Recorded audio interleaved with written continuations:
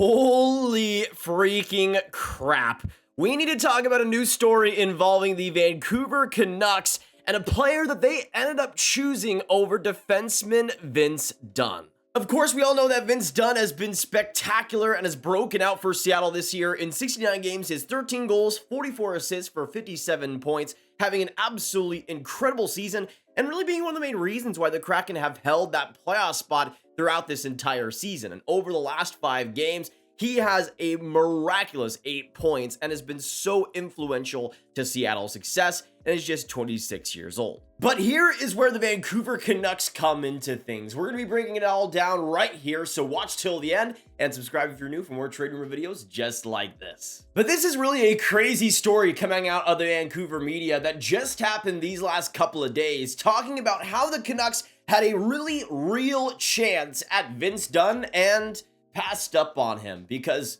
well, it's the Vancouver Canucks. But it wasn't just the fact that the Canucks passed up on Vince Dunn. They ended up going for another player instead, and the player they got instead certainly makes it sting a lot more.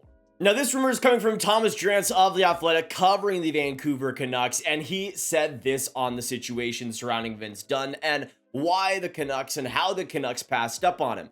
Vince Dunn was available for the Canucks with the pick they gave up for Jason Dickinson ahead of the expansion draft, and the organization didn't have interest. Oh boy, that's a Vancouver Canucks moment right there, I'll tell you that. It's not even the fact that Vince Dunn was passed up. He was passed up for Jason Dickinson, and the exact package would have gotten them Vince friggin' Dunn. Even back in the 2021 expansion draft time, still, Vince Dunn was a much better option and much younger and much more interesting option.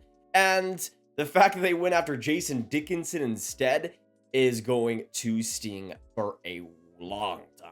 Now let's compare these players and see just how bad of a mistake it's turned out, and even how bad of a mistake it was back in the expansion draft. You see Vince Dunn, 26 years old, back then in 2021, of course, was a couple years younger, but 6 foot, 203 pounds, and was drafted 56th overall by the Blues in 2015. And you can see just over the seasons, you can see after 2021, even though 2020 was a little bit of a down year for him, he got back to a decent level with a lot less games played. In 43 games, got 6 goals, 14 assists for 20 points. Then the next year for Seattle, it wasn't still amazing, but he was still progressing, especially offensively, getting 35 points in 73 games. And then you see this year just the resurgence in his play, the amount of impact he's had, 57 points in 69 games. But even back in 2021, when you look at his 2021 season, yes, there were some major mistakes defensively, but he was still really young for a defenseman and still had a lot of time before that and was already in the NHL and establishing himself and getting better at that. And you can see, if you're the Canucks, why you'd want to trade for him, but the organization obviously didn't want that.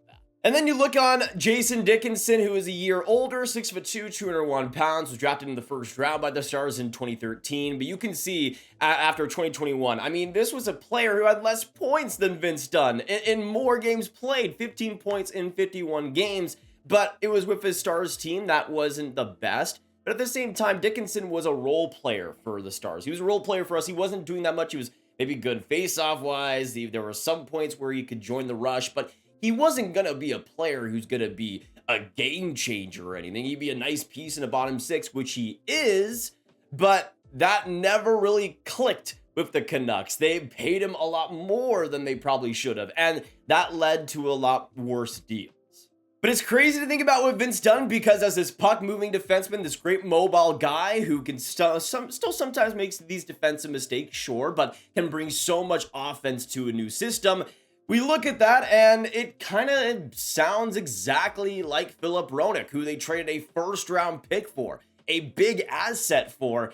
Instead, they probably could have gotten Vince Dunn, a player that will probably be better in the long term, and will have cost a lot less too. But you see what he did in Vancouver. He got 11 points in 62 games, was pretty much a non-factor. And then you look at, of course, the trades the Canucks made in the same area. You see what they had to acquire for him. And again, that pick was apparently available in a Vince Dunn trade. They could have gotten Vince Dunn for the same exact 2021 third rounder. And even though Vince Dunn had his issues back then, I mean, if I traded a 3rd round pick for Vince Dunn back then still, I would have been a pretty happy camper considering how young he was and still the potential that was there. But the Canucks, of course, went for Jason Dickinson. They traded a 3rd round pick for him. They signed him to that 3-year extension worth $2.6 million, even though Dickinson's time in Vancouver was just an absolute wash, an absolute negative. They then had to give up a 2nd round pick in 2024 to be able to get his contracts off the books.